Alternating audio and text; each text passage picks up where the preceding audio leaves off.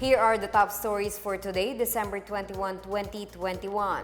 Help in full swing. The government assures funding for relief and rehabilitation efforts in areas ravaged by Typhoon Odette.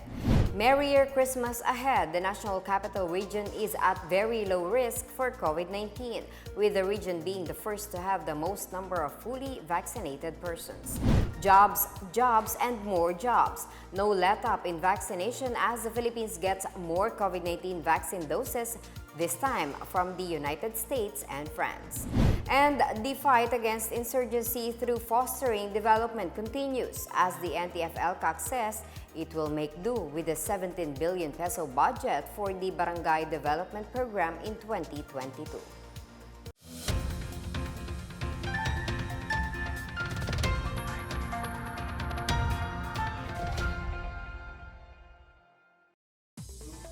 Good day, I'm Marita Muaje. Welcome to the PNA Newsroom.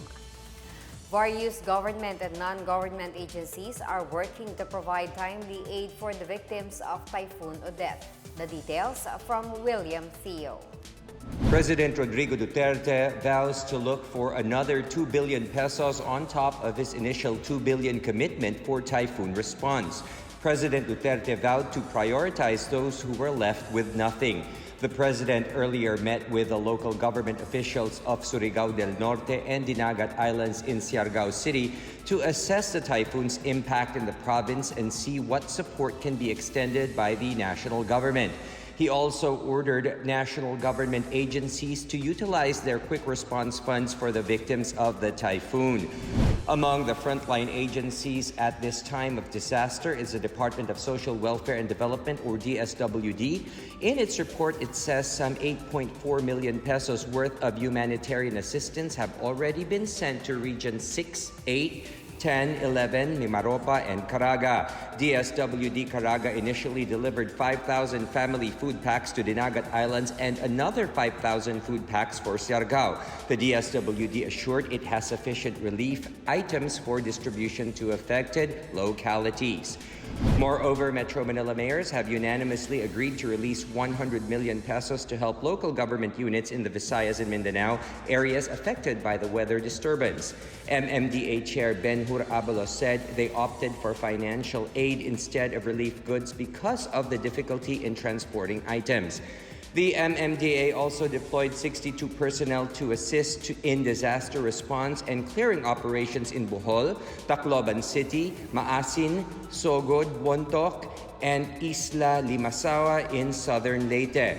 Meanwhile, help is underway from the United Nations. UN President and Humanitarian Coordinator in the Philippines, Gustavo Gonzalez, said UN agencies, non-government organizations, and its partners in the private sector are making efforts to provide shelter, health, food, protection, and other life-saving responses to those affected. He said they are currently in talks with government authorities to ensure timely support for the most vulnerable.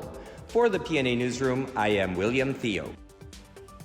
PCO Secretary Martin Andanar is back in Siargao to assist affected individuals and families. He also announced the establishment of a more robust Laging Handa Communication Center in the area.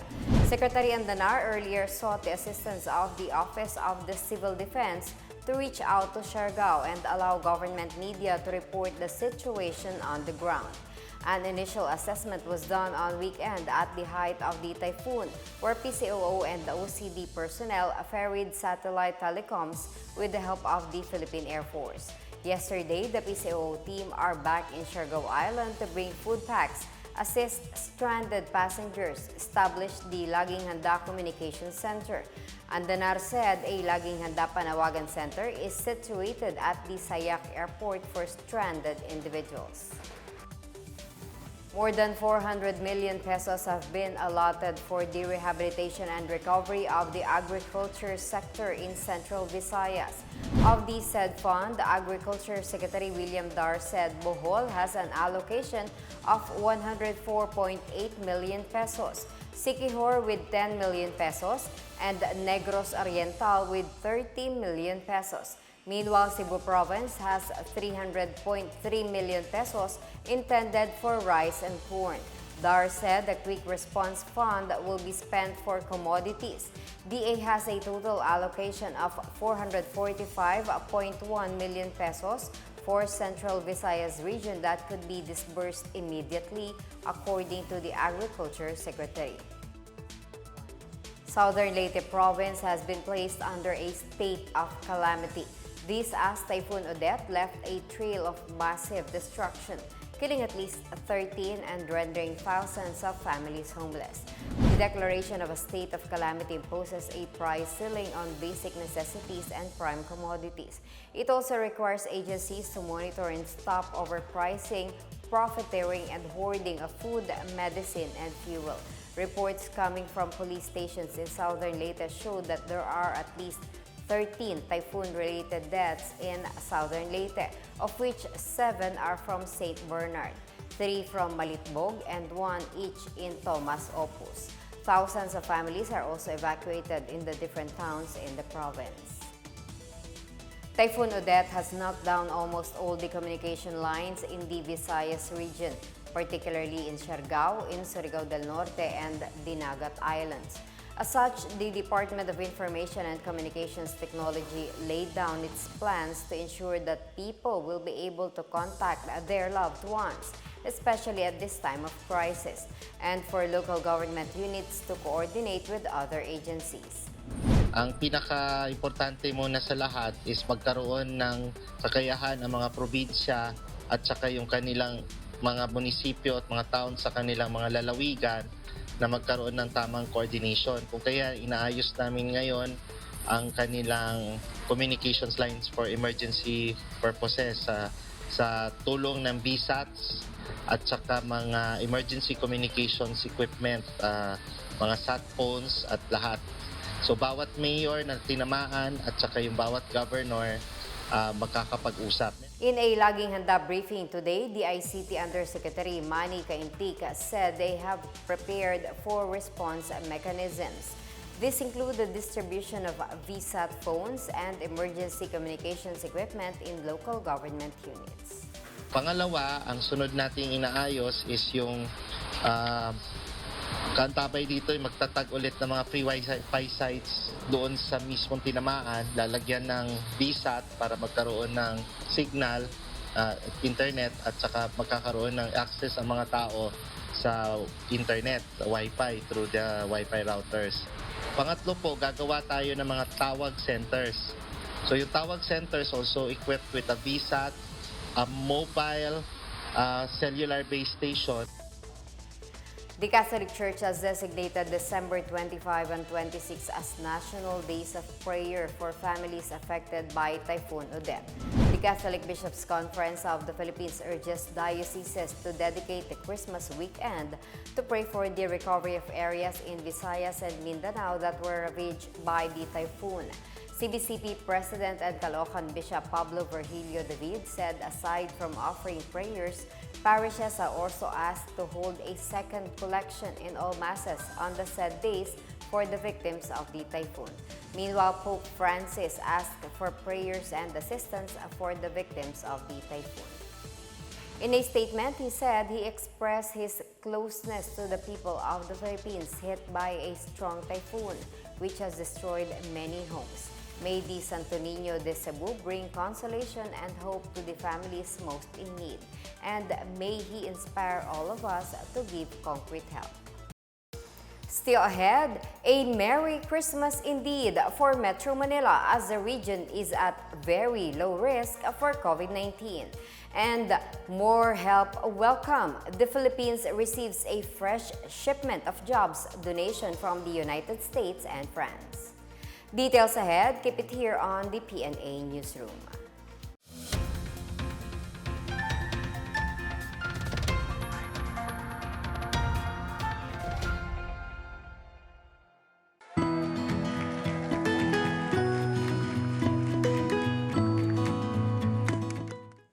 The COVID-19 pandemic has greatly changed our lives for the worse. Lives and jobs were lost and economies reached a meltdown. Thanks to the arrival of safe and effective vaccines, we are one step closer to normalcy. It's time to do our part get vaccinated for our safety and for our recovery. You are there in that community, go there and have yourself vaccinated by any of the vaccines available. They are all potent, they are all effective. I would like to appeal to all our kababayans, please get vaccinated against COVID-19 and be the government partner in preventing further spread of the disease. I encourage you to get vaccinated as soon as possible time. These vaccines are safe and they are the key to reopening our society. The need for international solidarity and cooperation cannot be made clearer than this pandemic because everyone is safe. No one is safe globally until everybody is safe. Vaccines work.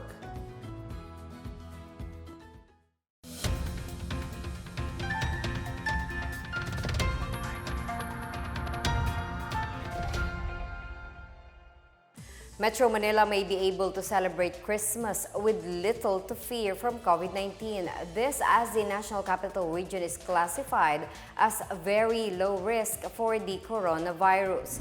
The OCTA Research Group reported an average of only 79 new cases per day in NCR from December 14 to 20. The average daily attack rate or ADAR was at 0.55 per day per 100,000 individuals, while the reproduction number was 0.48. Test positivity rate was 0.6%, and it has about 18,000 RT-PCR tests over the past 7 days. 15 local government units in the NCR were classified very low for COVID-19, including Pateros, which logged 0 new cases. Meanwhile, Las Piñas and San Juan were classified as low risk with ADARs of 1.10 and 1.19 respectively. San Juan logged a healthcare utilization rate of 33%, while Las Piñas is only 9%. An advisor of the National Task Force Against COVID-19 maintains that vaccinating more people against COVID-19 remains the best protection against the Omicron variant. Special Medical Advisor Dr. Ted Herbosa urged people to continue getting their shots or booster doses. Herbosa said the government is trying to hit the target of fully vaccinating 54 million Filipinos before the end of the year. He expressed hope that the regions struck by Typhoon Odette will be able to catch up with their vaccination activities. He also hoped that other regions such as Central Luzon and Calabarzon will be able to vaccinate more people for the government to meet its target. As of December 19, the Philippines has administered over 100 million doses of COVID-19 vaccines. The United States and French government on Tuesday delivered more than 3.32 million doses of COVID-19 vaccines to further help the Philippines boost its vaccination efforts. French Ambassador Michel Bocuse welcomed the arrival of 1.69 million doses of AstraZeneca vaccines at the Ninoy Aquino International Airport Terminal 3. While Alison Gardner represented the U.S. Embassy in Manila in welcoming the 1,623,960 doses of Pfizer jabs. In an interview, Bocuse underscored Paris' commitment to continue supporting the country in battling the pandemic, especially after Typhoon Odette pushed back the inoculation drive in several parts of Visayas and Mindanao. The French vaccine donation to the Philippines to date totals 6 million doses. For her part, Gardner said the latest U.S. donation brings to about 22 million doses of the total American vaccine contribution to the Philippines. Dr. Maria Paz Corrales of the National Task Force Against COVID-19 thanked both the U.S. and French governments for the latest COVID-19 vaccine donations. Meanwhile, NTF Special Advisor Dr. Teodoro Herbosa welcomed the arrival of over 900,000 doses of Pfizer at NAIA Terminal 3 in Pasay City on Monday evening. Herbosa thanked the U.S. government for facilitating the delivery of the vaccine doses which were procured through the Asian Development Bank.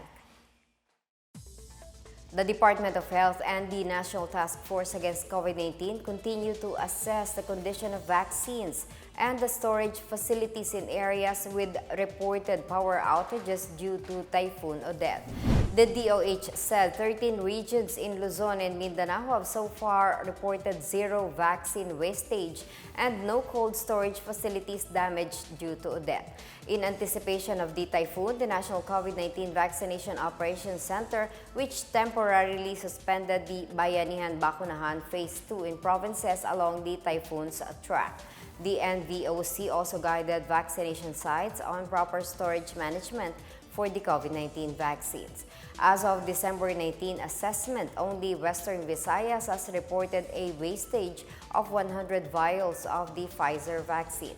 Meanwhile, the NTF also assures the public that vaccine supply will continue to be provided to the provinces in the coming months. Metro Manila will stay under COVID-19 Alert Level 2 status for the rest of the year despite the detection of the Omicron variant in the country. National Task Force Against COVID-19 Chief Secretary Carlito Galvez Jr. said the alert level status will change based on the recommendations of the Department of Health. Galvez said there is a continuing decline in COVID-19 cases in the country, with just nearly 9,600 active infections as of Monday.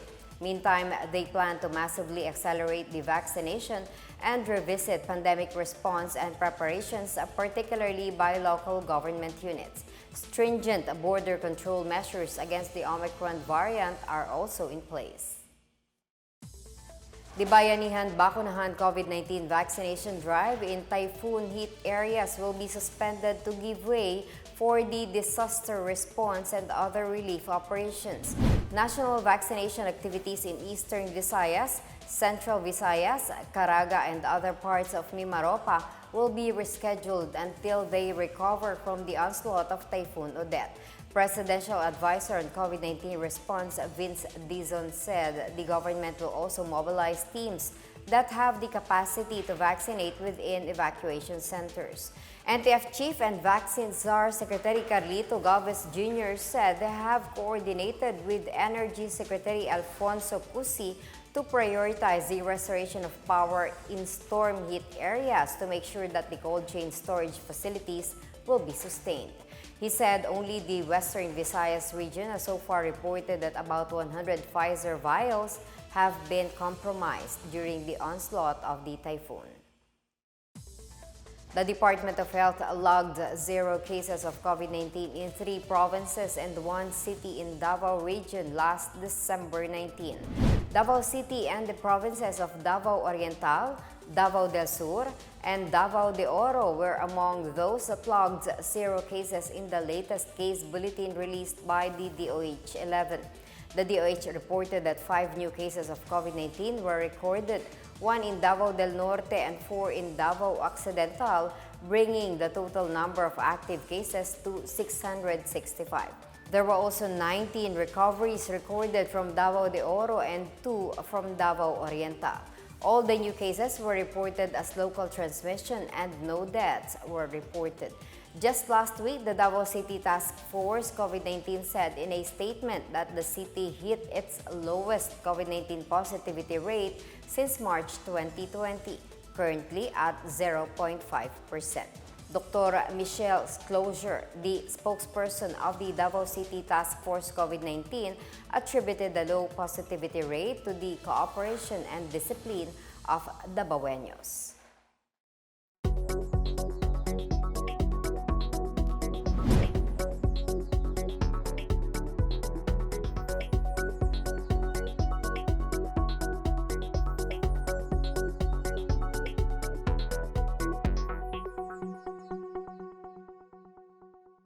Up next, lighting up areas in darkness. Power supplies restored in Cebu City's lifeline zones. And turn your inner plantito or plantita self on and help preserve the country's food security. We found out later how. More stories when the PNA Newsroom returns.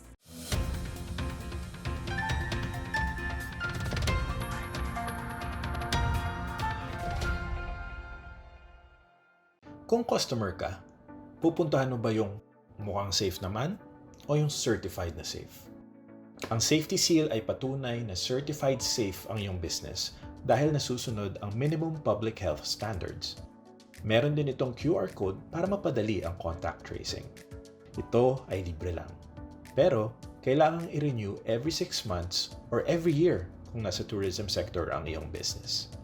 Kung meron ka ng mga documents na ito, pwede ka na mag-apply para sa Safety Seal Certification. May iba-ibang office para sa iba't ibang klase ng mga negosyo.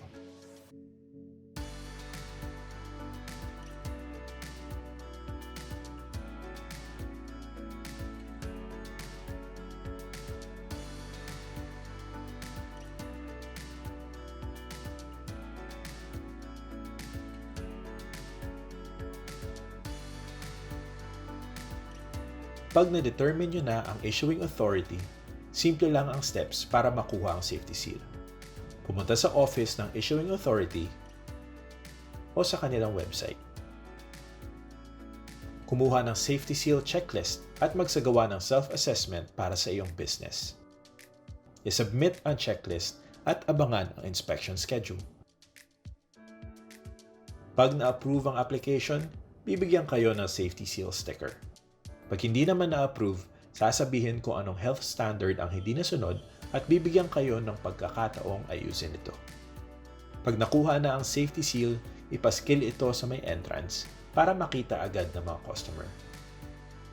Pwede nyo rin ipagmalaki na certified safe kayo sa inyong mga social media pages. Paalala lamang, ang isang safety seal ay para sa isang branch lang.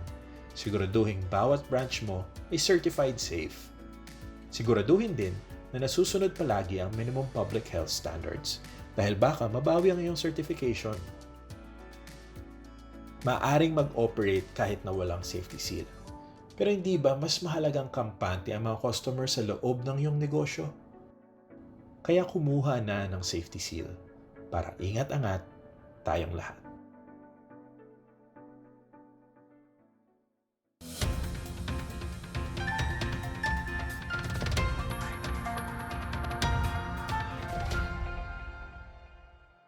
Globe Telecom announced that it has successfully restored its services in several areas in Visayas and Mindanao affected by the devastation of Typhoon Odette.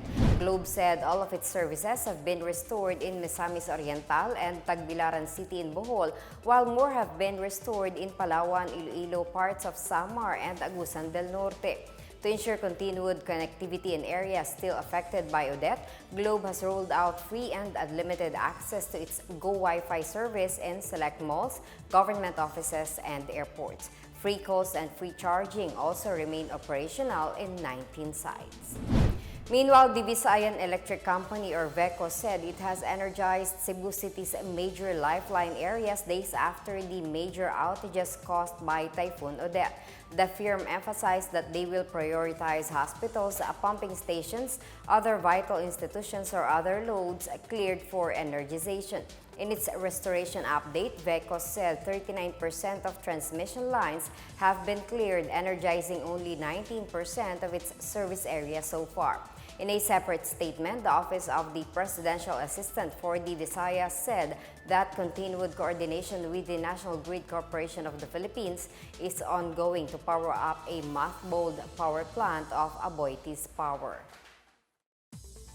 Barangays previously affected by insurgency will now have less funds for development thanks to the smaller funding approved by Congress for 2022. The National Task Force to End Local Communist Armed Conflict will make do with the 17.1 billion peso budget allocation it received for its Barangay Development Program next year. The amount is much lower than the 28.1 billion budget earlier proposed by Malacanang to Congress for the task force. National Security Advisor Hermogenes Esperon Jr. attributed the reduction to the opposition of some lawmakers regarding the BDP's 2022 budget. Esperon wondered whether it is right for lawmakers to cut funds for the BDP, which he described as a cure for the ills caused by communist insurgency. Initially, the BDP budget of 20 million pesos per barangay will allow beneficiaries to construct farm-to-market roads, school buildings, water and sanitation systems, livelihood programs, and health stations. The Department of Agriculture launched on Monday a new landscape with edible crops at the agency's central office along Elliptical Road in Quezon City. The project, dubbed Hardi ng Kalusugan at Pagkain, was an initiative of the Institute of Crop Science, University of the Philippines Los Baños College of Agriculture and Food Science, and the Edible Landscaping Movement. Secretary William Dar and other DA officials led the ribbon-cutting ceremony and ceremonial turnover of the shovel. The garden promotes edible landscaping in urban communities as an additional source of available, fresh, and nutritious food. Edible landscaping is a farming approach where artistry and basic landscaping principles are aesthetically combined with crop production to provide households with steady supply of vegetables. Various regional cuisines were brought together into one place as the Department of Tourism over the weekend staged the Hybrid Kaina Food Festival in Tagaytay. The Food Expo took guests on a tour of the Philippine Islands, themed traveling flavors by introducing various flavors from different regions. Foodies got a taste of Tacloban City's version of Suman Latik, Sagmani, and Moron Healthy Crisp from Urdaneta City, Bagnet Fresh from the Ilocos, and other iconic Filipino dishes. The festival not only offered a sneak peek of the Philippine culinary landscape offers, but also allowed expo goers to discover Tagaytay's food spots, as well as delicacies such as the native bulalo. The Tagaytay Kaina edition was the second of its kind held this year. The next expo is expected in Ayala Mall's Manila Bay this coming February 2022. Keep your raincoats and umbrellas close by. We might be celebrating a wet Christmas this year. A low-pressure area over the Pacific may enter the Philippine area of responsibility either on the 23rd or 24th of December. Weather Bureau Pag-asa said the LPA will be closest to Mindanao on Saturday night or on December 26th. It has a 30 to 40% chance of developing into a tropical depression. Meantime, Pag-asa urged the public to take precautions and to remain vigilant against typhoon-related fake news. Information can be obtained via Pag-asa's website and on its official social media accounts. Earlier, Pag-asa forecast 1 or 2 tropical cyclones to form or enter the country this month. The next tropical cyclone will be named Paulo.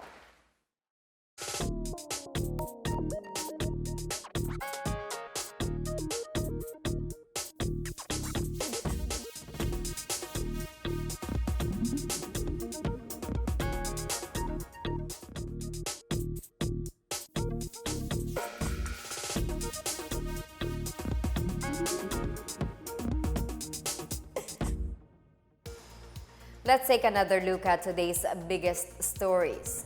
Help in full swing. The government assures funding for relief and rehabilitation efforts in areas ravaged by Typhoon Odette.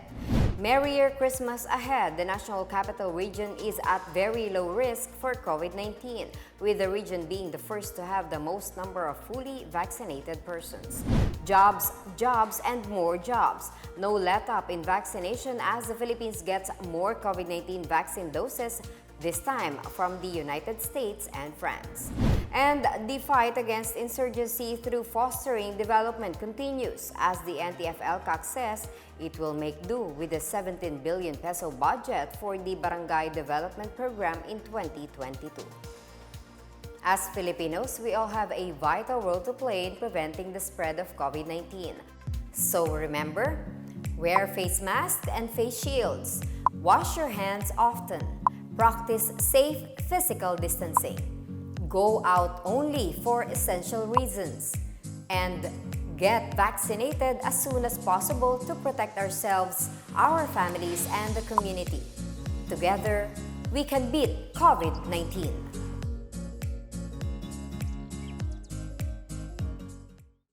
Thank you for watching another episode of the PNA Newsroom. For more news content, check our webpage or log on to the Philippine News Agency's Facebook and Twitter accounts.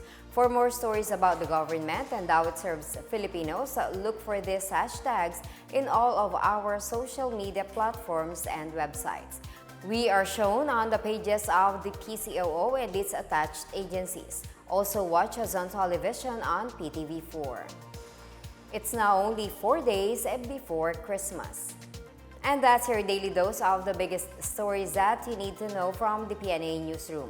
We tell stories that inspire change. I'm Marita Muaje. Stay safe and have a good day.